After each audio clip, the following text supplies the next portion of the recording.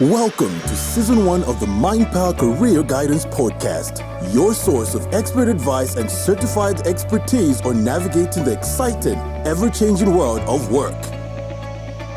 Join us weekly as we sit down with various industry leaders, career coaches, and successful professionals to gain insights into what it takes to build a fulfilling and rewarding career. Tune in now with your host, Certified Career Guidance Coach, Emmanuel Chisalu. This podcast is brought to you by Living Concept. We are proud to have Living Concept as our sponsor. Living Concept is the homeware retailer that features contemporary state-of-the-art furniture designs. Living Concept knows that your home is a reflection of your personality, and with their expertly curated selection, you can make your space truly your own. So if you're ready to take the next step in your career and of course in your home, thanks to Living Concept for their support of our show. Hello, ladies and gentlemen. Welcome to the Mind Power Career Talk podcast.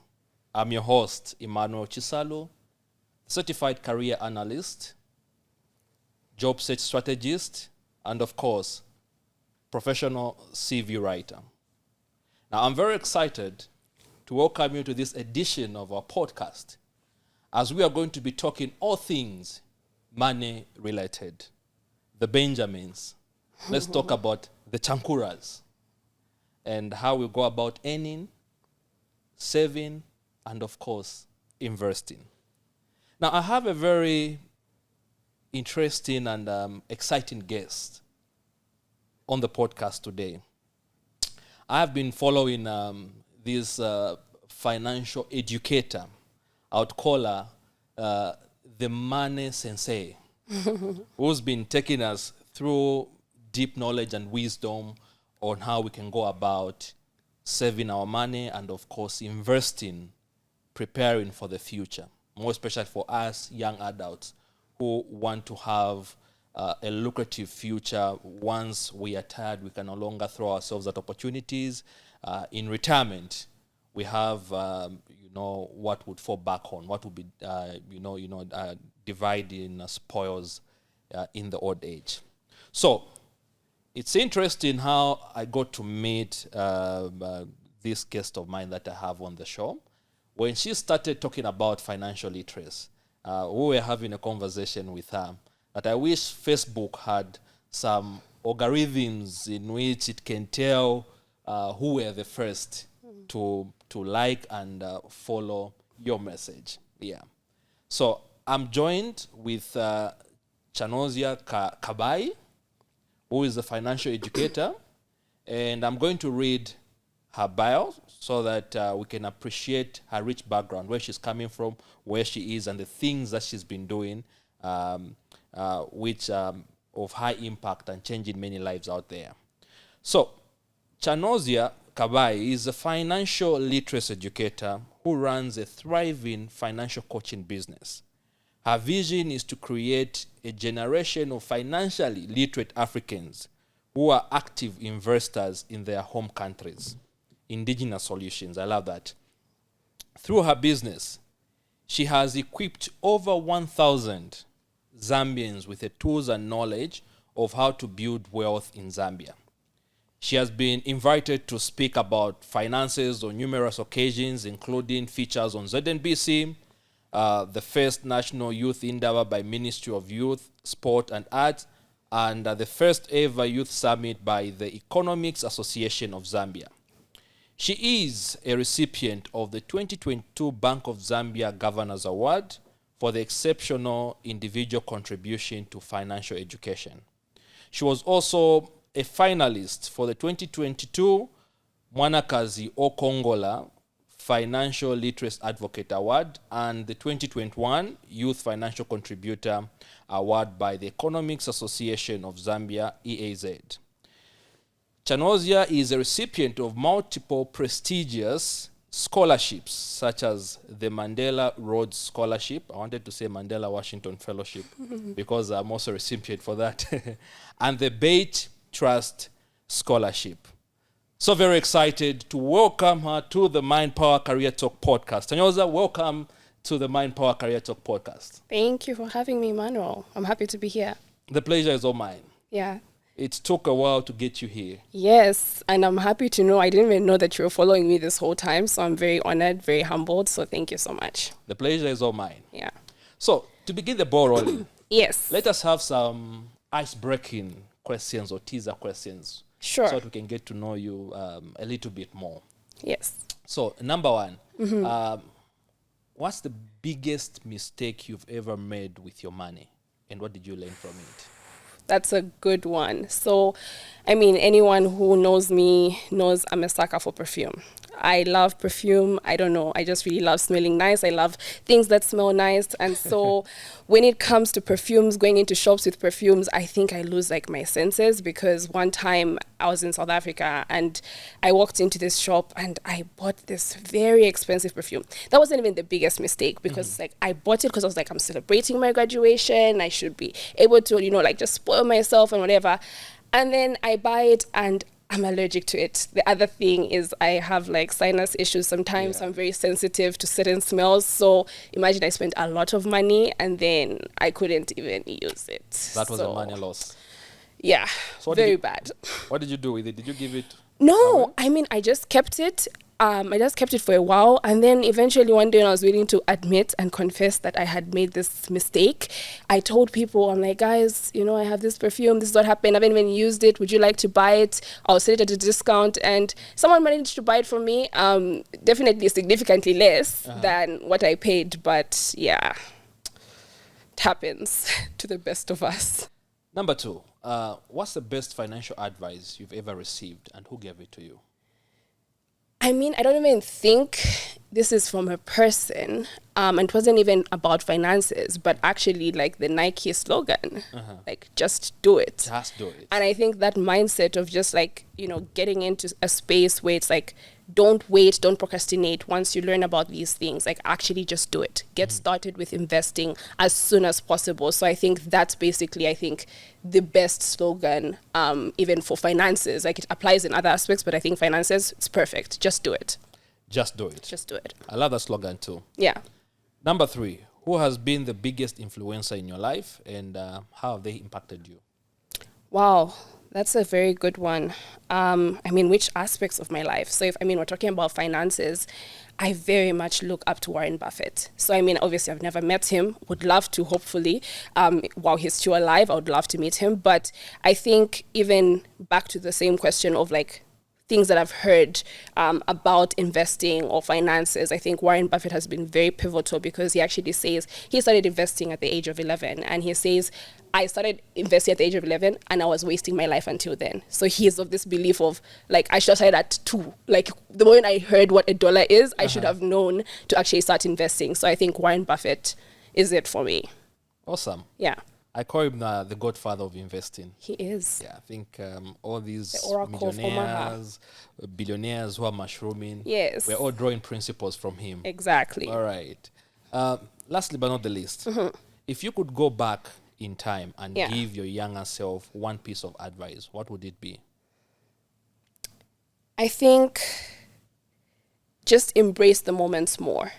I think maybe earlier on I didn't really fully know what I wanted to do. I was from the outside, people saw that I was, focused or driven or whatever it was, but I don't think I really was. When I look back, and so I think I should have been more, I would say to myself, like really, really embrace those moments and enjoy them, because adulthood is hard. Like it's much harder than being young. So I think enjoy that. The time for being an adult will come, but just enjoy that more. Yeah. Awesome. I think we've concluded the podcast. Literally, you've said everything. We're done. Thank you so much, you've everyone. said everything that's supposed to be said. Yeah, thank you. Thank you so much for having me. Awesome. Those were great pointers. Thank you. Yeah. Now, let's dive into how you started your journey to becoming a financial educator. Yeah. How did you start your journey to this end? Yeah, so my journey started about 7 years ago. I was in university, and my backstory essentially was, I went to, I think what I would call very good schools, but it came with a lot of sacrifice from my parents, and I could see it. It was a genuine strain, and as a child, even if you know your parents are doing the most for you, you also kind of are conscious of those sacrifices. And even as I went to South Africa for university, I knew that, listen, there's no money for, if you want to do things like honors, postgraduate, masters, like there's no money for that. And you need to also kind of move from being so reliant on your parents to cover for every single thing. Like, yes, they'll sacrifice for you when you're young, but then eventually you should probably learn something and actually, like, you know, do something for yourself. And so I was, I think, in my second year when I was just like, you know what? I really want to take hold of my financial life, and I want to actually, if I want to do my master's or if I want to do my honors, if I want to just pursue school, I want to be able to do that and not feel like it's coming from just so much more sacrifice. I want to be an adult. And so what was the first thing that came to my mind? Okay, then it means I need money. You know, I need, I don't, yes, I don't have them, and I need them. And so I literally started looking around. Thankfully, you know, like in South Africa, I was at the University of Cape Town. They have all these like part-time jobs that students can do, whether it's tutoring, whether it's, you know, being a desk assistant, whether it's being a receptionist. Like, there's so many, all these little things that students can actually do. And I took that on and I said, you know what, I'm going to start making this money. And I started taking on these part-time jobs. And really, I started making money. But then the question now became, okay, you're making money, but what do you do with it? How do you grow it? How do you actually manage it? Because if you have a vision or you have a goal of saying, you know, I don't want to have to work forever, as you said in the intro, then you need to have a plan for it. And so, yeah, at the age of like, that was, I think, 20, I basically started like reading all these books, financial literacy books, you know, the common ones we know, Rich Dad, Poor Dad by, you know, Robert Kiyosaki, you know, the Smart Money Woman. I started reading these books and they were great.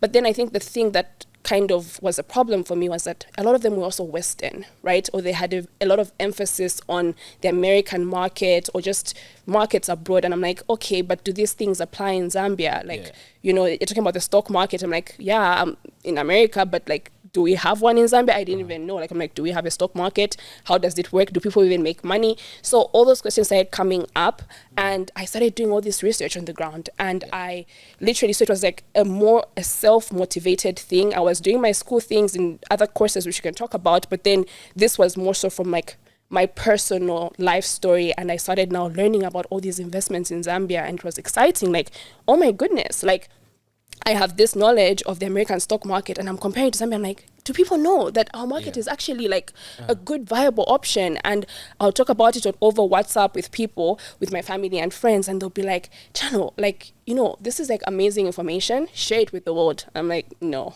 like, no, like this is, I'm quite introverted and private like that. So I'm like, no, I'm not ready for that. So maybe for like a good 4-year window, I was now starting to become an investor. I was doing all these things in terms of growing my financial literacy, talking to the people who were close to me.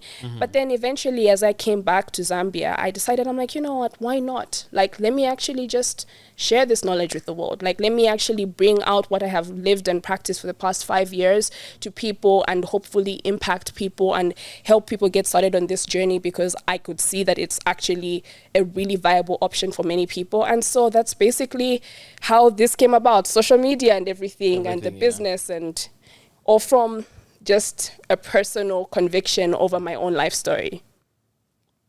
Awesome. Yeah. I love how you started your journey to financial freedom. Yeah. Yeah.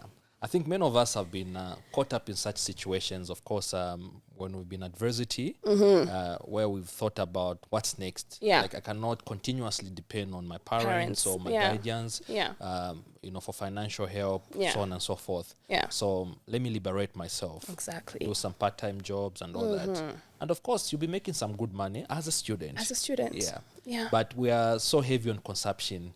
You're like, okay, I've made enough, so where are we partying from this Friday, this weekend and stuff like that. But I'm glad that you took up a deliberate step to think ahead of time and then embark on that journey. And here we are today having a conversation about it. Yes. Yeah. And based on that, did you just dive straight after graduating from university, became a financial educator, or perhaps you took in some work, you were employed at some point, or how has been your professional journey besides being a financial educator? Yeah, so as I've mentioned, I was at UCT, and there I did my degree in economics and statistics, an honors degree in economics. So I went down the economics path. And as I've said, like, as I was doing school throughout like the 6-7 years I was there, like I did all these part-time jobs and whatever.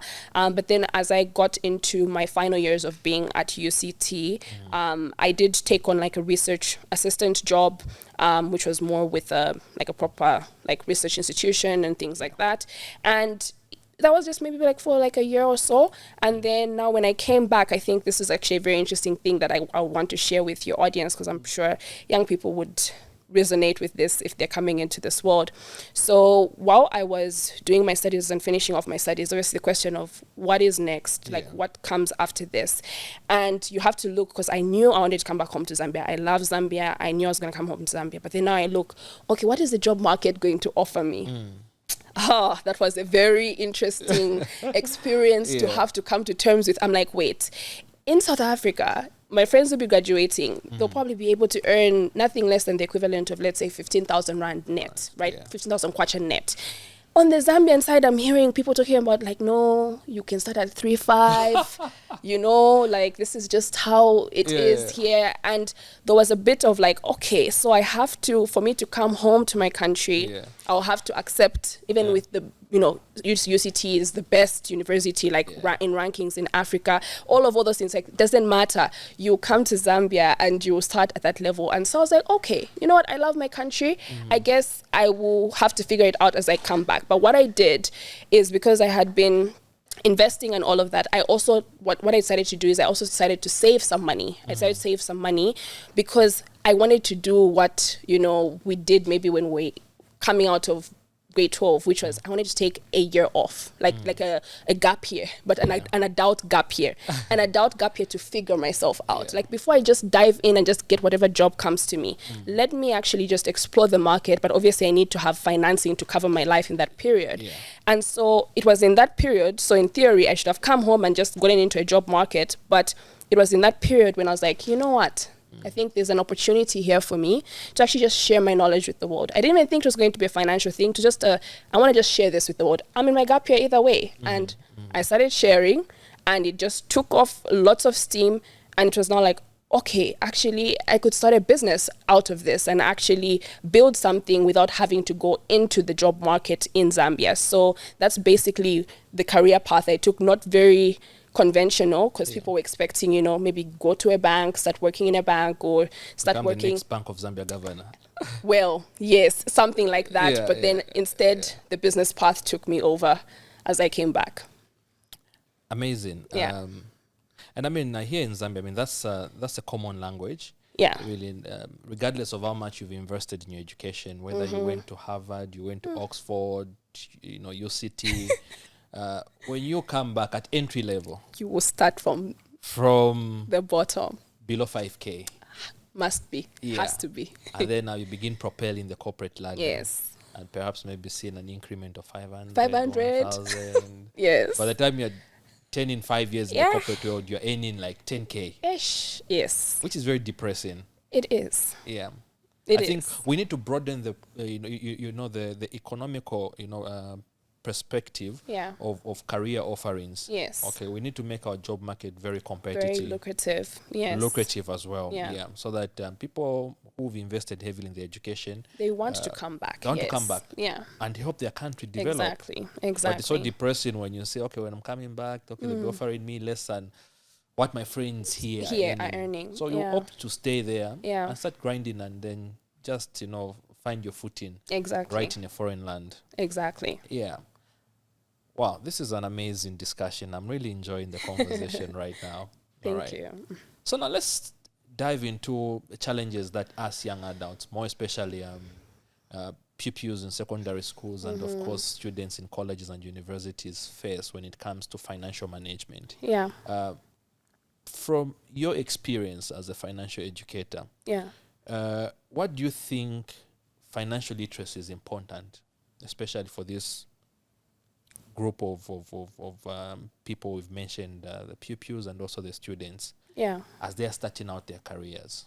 It's very important, because now, even being on the adult side of things, where I get to also meet a lot of people who are earning lots of money and are quote unquote established in their careers. But when you look at where they're at financially, so their financial health. So meaning, are you actually able to, for example, retire comfortably? Are you able to cater for the emergencies that come up in life? Because the government will not necessarily come through for you when someone gets sick at home, when you lose a job. The government isn't going to be like, oh, here is money to give you, that little comfort and things like that. When I look at the adults in our space in Zambia, these are people who are earning money, but they don't know how to manage money.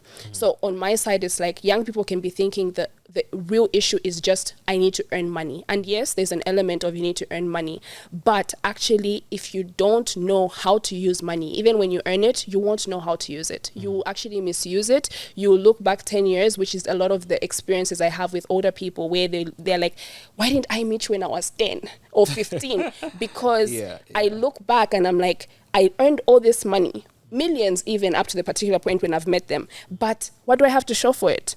Nothing. Can my kids go abroad as I promised them? Probably not, because going abroad is also very expensive. Can I be able to retire comfortably? No. Maybe I have a house in retirement, but I don't have money for food. And so when I think of young people, it's like, listen, don't get hampered on the aspect of maybe I don't have all the money in the world. Even when I was studying these part-time jobs at UCT and stuff, it's not like I was earning like a proper salary, a lot of money and stuff. It's like, but no, with the little that I have, can I learn how to manage? Can I learn how to budget, how to be disciplined? Because one day when that money comes, that's the big money that people like to talk about.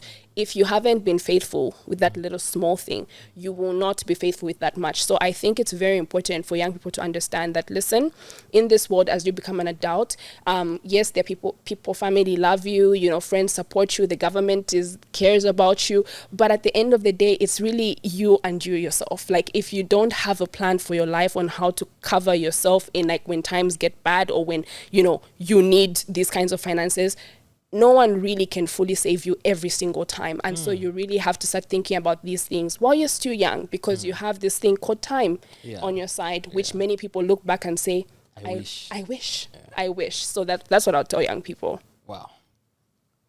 You're on your own. Yeah. You have this big resource, which we call time. Yeah. And make use of it. Make use of it. I love that. Yeah. I love that.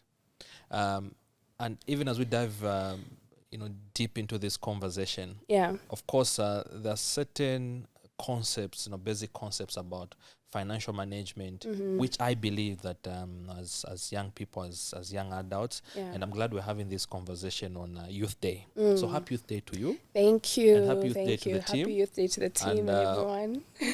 All the viewers and the listeners who are still young in their age, celebrating their youth, I hope you're having a great time, and this conversation is rightly meant for you. Yeah. So can you share some of the basic financial concepts that all young adults should be familiar with? Of course, we'll talk about budgeting, saving, and investment. What are other terms that we should be familiar with as we are embarking on this journey of financial freedom?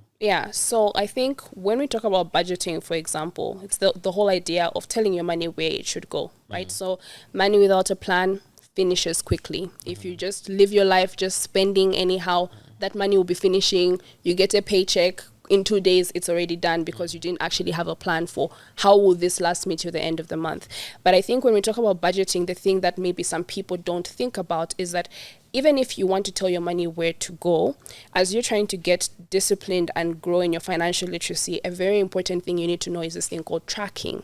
Tracking, and actually now paying attention to see, where has my money gone? You've said where you want your money to go, but in actuality, are you actually now tracking to see, how have I actually spent my money? Because you can only change what you actually are seeing. You can only change what you're seeing is a problem. So if you just say, because this is a mistake that maybe people make when they budget, is they'll say, I want to spend this much. And then they just come the next month, I want to spend this much. That's not actually progress. You need to actually see, okay, I want to spend this much, but how much now have I spent in light of what I said I should spend? Am I actually now sticking to my budget? Am I actually growing in my financial literacy? Am I being disciplined with my money? Or what do I need to be addressing? So tracking is an important thing, right? But then also when it comes to the idea of saving, right? So the idea is that you're putting money away for a particular goal, a short-term need that you have. But I think words that young people need to be thinking about, even as they're starting, and especially students, when I meet students, they'll be like, Chano, you say this thing called an emergency fund, which I'll explain just now. But really, can I have an emergency fund as a student? I'm like, yes, you can. So an emergency fund is just this whole idea of having money set aside for possible emergencies when things go wrong or something has happened, you don't have the income that you typically have, or mom hasn't given you any money. Will you therefore now no longer have maybe airtime for the next 2 months because mom or dad hasn't given you any money? Like, you need to have money set aside for when things are not necessarily okay. And even like in real time, like actual real emergencies, like if you get sick and there's no one around you, for example, do you even have anything on you to be able to pay for that particular need, right? So emergency funds are something that I encourage that like young people start small, even if it's just 10% of what you're earning. Put that aside and put it away just for the possibility of life doesn't go, it's not a linear thing, you know, like life happens, you know, the thing that you were earning last month, maybe from your allowance, is not necessarily the thing that happens this month, you know, things go up and down, and you want to be able to protect the base that you have financially by being able to do this. So for example, even like transport, you find some kids who have been earning allowances, something just goes wrong, maybe mom and dad something, or their guardians, maybe they haven't gotten paid, you know, maybe there's a backlog in terms of like the money that they were supposed to be receiving, and now these kids can't go to school. And in my head I'm like, but they were earning money as well. Yeah. Did they not think this was also something that was important to just put aside something for if something like that happens, which is supposed to be your income source? You should be able to cover for that. So emergency funds are things that young people need to think about. And then lastly, obviously, investing, right? So right now you're young, YOLO, I get it, you know, like you want to live, you want to enjoy yourself, you only live once, I get that. But one day, you don't want to have to work for your money. You don't want to have to go 9 to 5 to basically earn an income. You want to be able to have assets. You want to be able to have things that can just generate an income for you without you having to put in any more work. So this idea of investing, like young people need to actually start thinking, how can I actually start growing my money for the future, for the time when I don't want to have to work for money anymore, that I don't want to be one of the 40-year-olds or 50-year-olds who are stressed about finances because they're thinking, I've just been living, every income I receive, I spend. Every income I receive, I spend. It's like, can you at least have something that just comes without you having to now, quote unquote, spend it? And so, yeah, those are some of the things that I think young people need to start getting familiar with. Like, start building your financial literacy now, because it really matters in the long term. I love that. Yeah. And earlier on, you had mentioned the broadness of your clientele base. Yeah. All right. It's not only young people. You also have much older.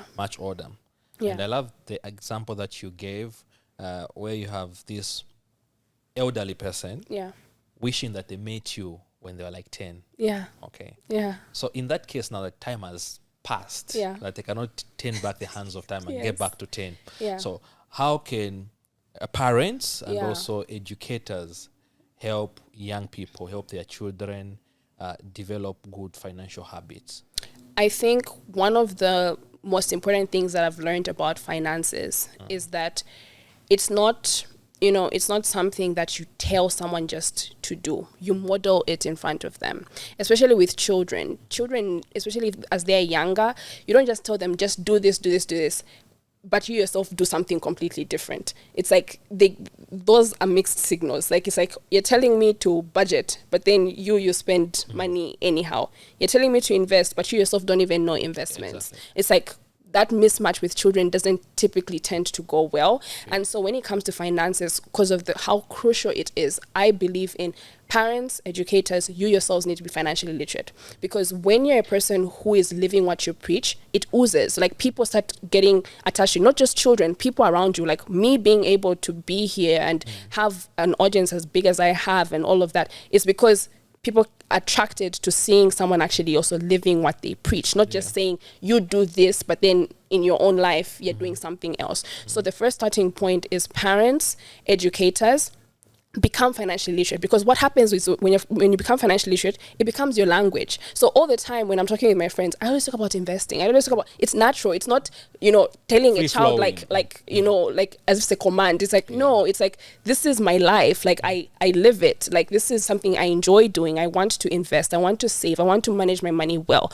So if you don't have that as a person, it's very, very hard to expect that your children will just, just listen and just do it because you've said it, because they won't understand also the reason why. What are the consequences of this, right? So even helping them maybe understand, like being honest, vulnerability. This is something that I'm trying to tackle in this challenge that I started with my audience called the Companion Wealth Challenge, where this whole idea of like, let's have conversations in community, because, and let's have conversations in families, because when we don't have conversations and we just kind of like, we dance around topics, we're not able to actually address and grow together. So even as a parent, if you're able to explain to your child, you know what, when I was your age, I wish I learned this because this would have helped me in this and this way. A child is like, so it's not just some arbitrary thing that you're telling me do, but actually it's like, there are real consequences to this thing. Like, had I done this better, maybe would have been in a better position, and I would want this for you. So let's have those kinds of conversations as well, because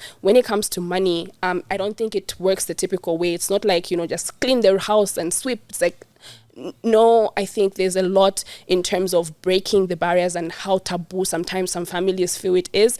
Have those conversations, but then also live it. Because when you live it, trust me, my audience, my clients, when they tell me, like, they talk about it naturally because it is what they care about. And so then their kids and their families are able to be impacted because of that. Awesome. Yeah. You also mentioned of one valid point about us young people with our obsession of YOLO. You only live once. Yeah. So enjoy life today, because for tomorrow we die. But growing up over time, I've realized that there is a thin line between enjoying your youth and also destroying your future. Yeah. So from your perspective as a financial educator, can you tell us what are some of the common mistakes that young adults make with their finances, and how can these mistakes be avoided? Yeah, so I think a lot of the mistakes that young people make with regards to their finances are actually in their communities with their friends. So, maybe a particular child in your friend group, their parents have millions of kwacha. So when they give them whatever amount of an allowance they have, like maybe there's going to be endless amounts coming their way. So they feel they can do whatever and all of that. But the thing is peer pressure, right? So kids now also want to mimic what their friends have. So meaning, if you have the latest Jordans, I also want the latest Jordans. If you have the latest this, I want the latest that.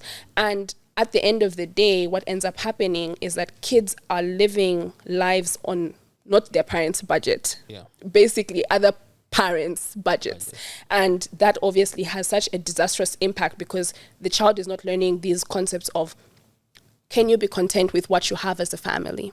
It is okay. There is nothing less of in terms of your worth as a human being if you maybe don't have the latest Jordans and someone else does. Just because you have an iPhone 5, for example, and someone has the latest iPhone, you're not anything less as a person, right?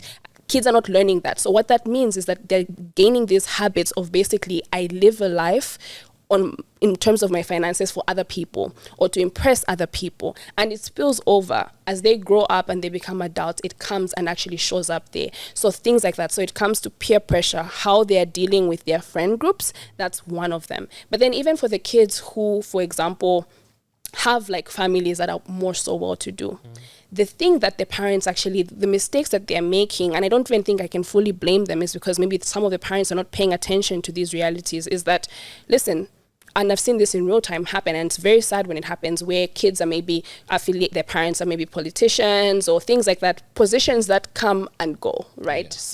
Life is good now, and you're seeing your parents in a very good state right now, and so you're thinking, I have all this money to spend, I can do whatever, and I can show off all this money, but then a new government comes in, those people are out, and then what happens to them, right? So then you have that downsizing of life. So I think the lack of understanding of that, like, life is not linear, it goes in phases, and just because you're down now doesn't mean you'll always be down. But then just because you're up now doesn't mean you'll always be up. And so that not having an understanding of that ends up showing up in how they go about money, and then it ends up having disastrous impacts long term. Wow. Amazing nuggets that you're dropping. And I do believe that I think at the end of this conversation, I'm going to develop a strong romantic relationship with money. Yeah, it's very important. Yeah. Very important. And I think these are some of the things that, mistakes actually that we encounter almost on a daily basis. Yeah. But we don't pay attention to them because we don't have foresight to realize that indeed these are actually mistakes which have got far-fetching consequences in the future. Yeah. So a few years down the line, you begin to realize that, oh, I wish I did this with the money. Maybe my life would have been different. I would have been living this way. I'd have been living off my investments. Like you mentioned, nothing is permanent. Exactly. I mean, if you're holding a powerful position at some point, that thing can vanish. It I can mean, we've seen it every day. Yeah. Almost, big people are losing jobs on a daily basis. So there's always a need then to, have future perspective. Yes. On how we can avoid some of these common mistakes. Exactly. And also just prepare for a rainy day. Yes. All right, I'm enjoying this conversation, and I hope you, our audience, our viewers, are also enjoying this conversation. We're talking all things related to money, the Benjamins, the Chankuras. All right, as we begin to wind down, I can keep you here the whole night, the whole day, just having this conversation, because it's endless. Yeah. There's a lot of wisdom to be tapped from there. All right. What are some of the benefits of starting to save and invest at a young age? I mean, that you'll have money in the future. That's a very, very good one. But then also peace. People underestimate how much peace comes from not stressing about, I need to, pay for this electricity, school fees, this, like the kind of stress that comes with adulthood. There's already just stress in terms of like learning to navigate it, workmates and this and that. Financial stress is a different kind of stress. It's a stress that I would want, no young person to experience. But if you don't start your journey early, you may very well experience it. Even things like it goes into your own health as a person, because that stress can literally kill you. Like in terms of the thing that I've seen in Zambia right now is financial issues have been so rampant to even things like debt, for example, where people are highly indebted. They go from one debt to another, to another, to another. Gongole pangongole. Next thing, they are in UTH because it's a lot. It's a lot for a person to handle. And so I think when you're young, you don't fully see that, but I'm hoping that young people understand that, listen, it's not that finances are everything. They're not everything, but they really can help give you a position to at least not have to worry about particular kinds of things. Because even when we talk about things like even just health itself in general, right? So nothing to do with finances in the sense of like, oh yeah, you're sick because of finances. No, but it's like when people are sick, you'll find that med aid is very expensive. Medical aid is very expensive. You find that, some of the operations that are needed, they cost a lot of money. And so imagine having to basically say, let this person, pass on because we don't have the money to be able to cater for this particular need. You know what I mean? Like, it's like, it can end up impacting your family and things like that. But, having the financial base can actually relieve that kind of pressure. So I think when it comes to saving, there's an element of it will help protect your future in many ways, and young people should not underestimate how far-reaching it is. It's not just financial, it's your health, it's your peace, your mental sanity, mental health, even things like mental health. We talk about mental health all the time nowadays, which is very important. Therapy sometimes is not as affordable, or it's not as accessible to many people. And so when you now come, you need it. Do you have the finances for it? Or will you suffer because you actually can't even afford something basic and important like that? So I think starting to save young, it's like it's got financial benefits, but it's got benefits way beyond that. And helping people, I think that's something I need to actually stress, right? Because when you look at a country like ours, highly impoverished, the people who can't even afford basic needs. you can look in the streets and, you may want to be able to give, but you can't because maybe you're also stressed financially.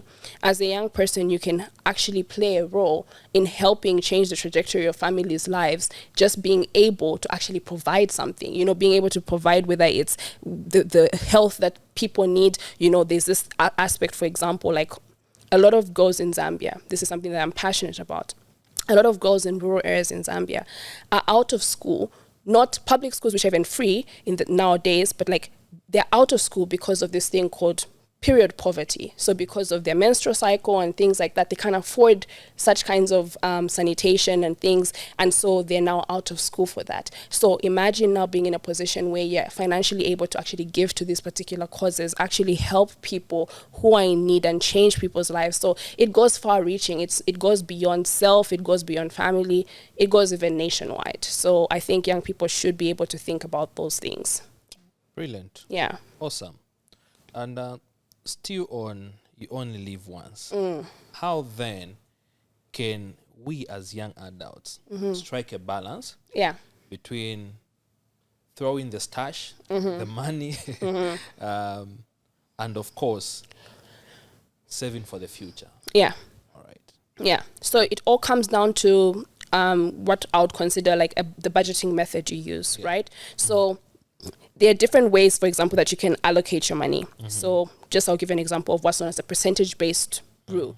The idea is you say, for example, 70% I use for the actual, or 50%, let's say, I use for the needs, like the real needs that are happening in my finances. I need to be able to use that. Then you say maybe 10%. I give to the charity causes and things that I care about. Or if you're a Christian or religious, you give towards your religious communities. Or then you say maybe 10% I will save. Then what happens is, so now already 50 on your needs, 10% on giving, 10% towards saving. So 50, 60, 70. Then 80, the other 10% investing, so towards your future. Then that other 20%, you can then say, okay, what are the things that I want? What are the things that I maybe care about, or I want to splurge, I want to do something nice for myself, I want to buy perfume, do those kinds of things. Like, then you can maybe actually spend that on yourself. So it's just dependent on how you allocate money. Everything will come down to, can you just allocate money to cater, yes, for your future, but then also for your needs today, but then also for maybe the wants that you have? Because I actually don't believe, someone asked me recently, they were like, do you believe in this whole thing of, you need to cut out everything, that you like spending on, so that you can just save?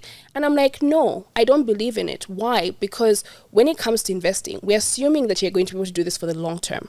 You will lose motivation by year 5 if you're constantly just giving up everything you care about just because of this future that you don't even know when it's going to come. So you can still enjoy your money. The issue is just, don't enjoy your money to a point where now you have nothing left over for your future, or don't enjoy your money to a point where you're even stealing from your future by getting all these enormous debts that you can't even afford to pay. So it's just an issue of, it comes down to the budgeting method that you use. You can allocate dependent on your income. There's some people who can they can be able to splurge and spend 20% of their money on themselves. But for some people, that may be a bit too high because maybe the income that you have is low. So maybe it's 10%. So just at the end of the day, what matters is allocate for all the things that are important.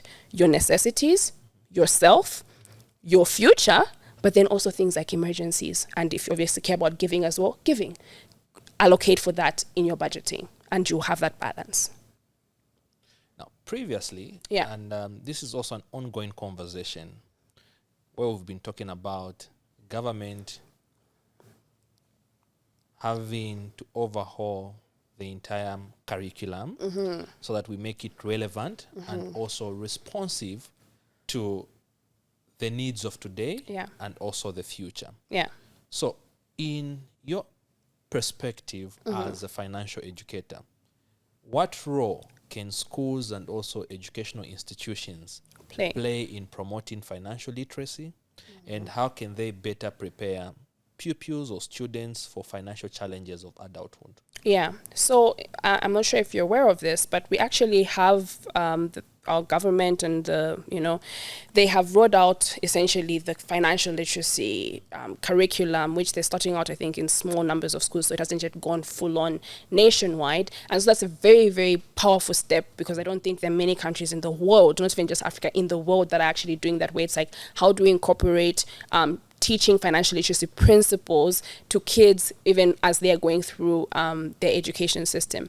But I think overall, when it comes to like the education system in general, in terms of like the schools and institutions and all that, it calls for partnerships, because I think this space is, there are a lot of needs, and there are a lot of segments that are in need of financial literacy. So it's not just children, it's, even the adults themselves, it's the old age, it's like, SMEs, like there's so many different demographics that are in need of this. And so even when it comes to that, what that means is that when the need is big, partnerships are important. So you can't do everything by yourself. So as the school, if you don't yet have the curriculum, it's like, okay, should we call on financial literacy educators to come and help as well, in terms of like whether it's giving talks. So for example, I talk at schools sometimes because of that very same need. Or is it an issue of, do we need maybe particular funding for us to be able to take our kids through maybe a particular curriculum? It's like you have to look probably outside of yourselves. You can look inward and see, what do we have, and what resources do we have. But many times really it's a big thing. So it will typically call on multiple stakeholders to see how can we actually make sure that this happens across the globe, across the country, in terms of like from the schools to the teachers. Because even with the teachers, I think the challenge that I think, in my opinion, will be an interesting thing to see how they'll work it out as they roll out this curriculum is, if the teachers, remember I started with this whole idea of, if the teachers themselves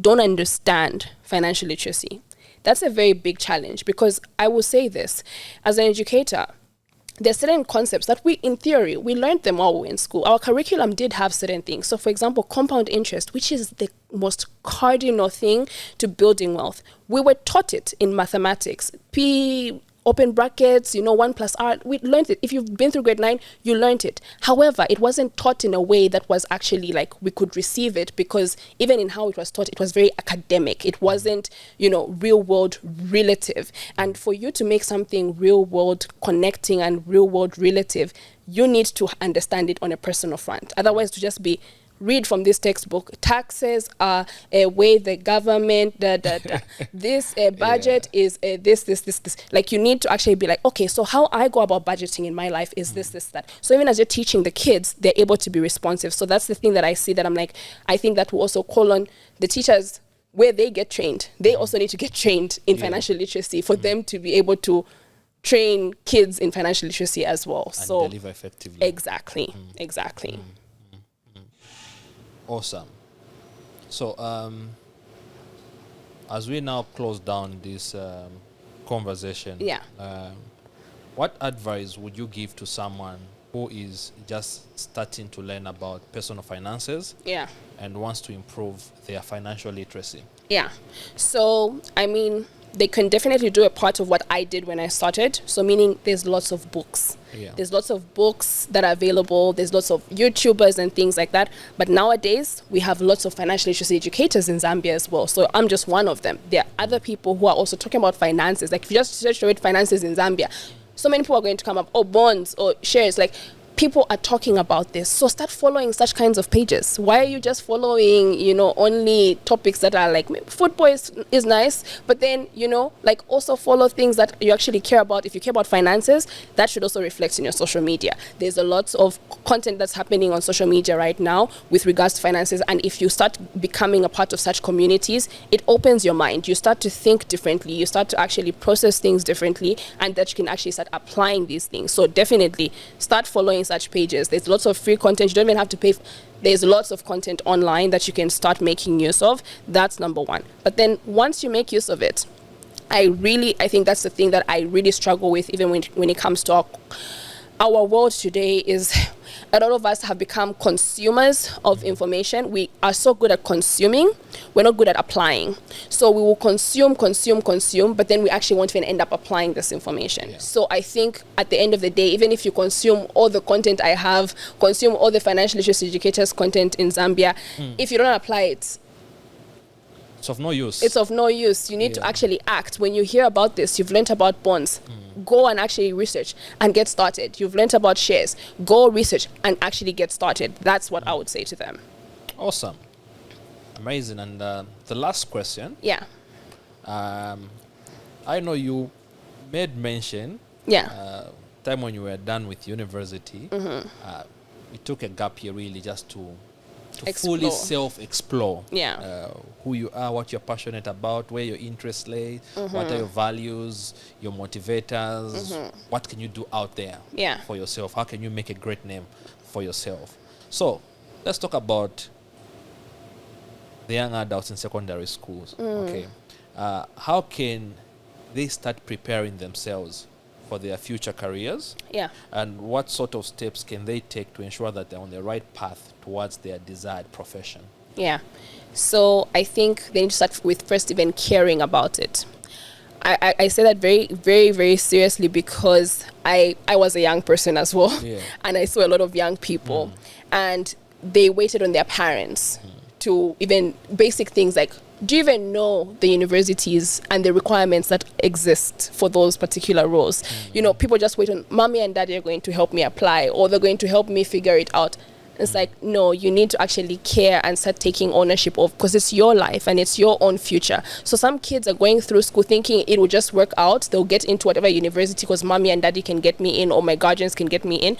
But at the end of the day, they don't realize there are requirements for these particular fields. And so if you don't meet them, you won't get in. That's what adulthood is. There are particular requirements for particular things. And if you don't care to actually start researching, you don't care to actually start actually seeing, am I fitting this? Am I going to be able to, what do I need to do to get in? What do I need to do to, like, you will get left behind. So it's very important that they start just caring to actually find out information, right? So actually now going out and saying, what are your interests? Yeah, yes, you care about this thing.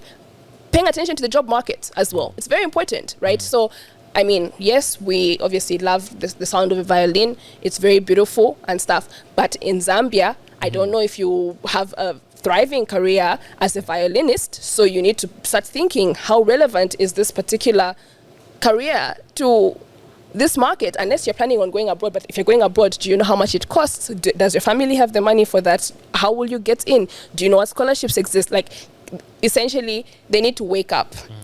The time for having things be done for you, and there's a specific prep time set for you to study and all, it's gone. When you come into adulthood, if you don't take ownership of your life, you don't actually care about these things, you end up in a job you hate, in a field you don't even like, because you just didn't take responsibility. You didn't actually care enough to actually find out, where do I want to be and what do I need to actually get there. So they need to care. That's the thing I would say. Awesome. So, to our viewers, our listeners, how do they get in touch with you for additional financial services? Because you've poured out a whole lot of wisdom. Yes. And I know that they're itching, they want to meet you, they want to meet you to learn more. Yeah. So how do they get in touch with you? So, I mean, on my social media pages, I have all my contact details, but Chanozya Kabaghe across all the platforms, Facebook, LinkedIn, I'm on Twitter, I'm on Instagram as well. So all my contact details are there, my email and also my WhatsApp business line. They can get a hold of me, but just check for me, CHANOZYA, hopefully to be written on the Kabaghe, and they can get in touch. Bang, bang, bang. All things money, all things Chankuras, all things the Benjamins. Allow me once again to greet you in the name of money and divine abundance. That was an awesome conversation I had with Chano on financial literacy and how as young people we can grab the bull by its horns and make things happen. Yeah. Very excited that you joined us. Until next time, please remember to follow us, Mind Power Career Services, Facebook, LinkedIn, YouTube, Instagram, and Twitter. We shall see you next time in another episode. Goodbye.